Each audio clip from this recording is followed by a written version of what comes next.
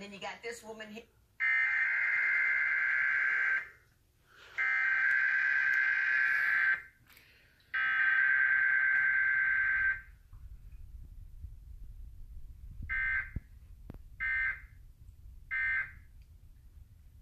You shouldn't have done it, and you need to honor that woman that you already married. Those vows meant something.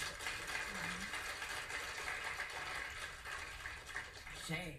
You said in the first week of knowing him, why you went through his phone was because I'd rather know in the beginning so I can walk away.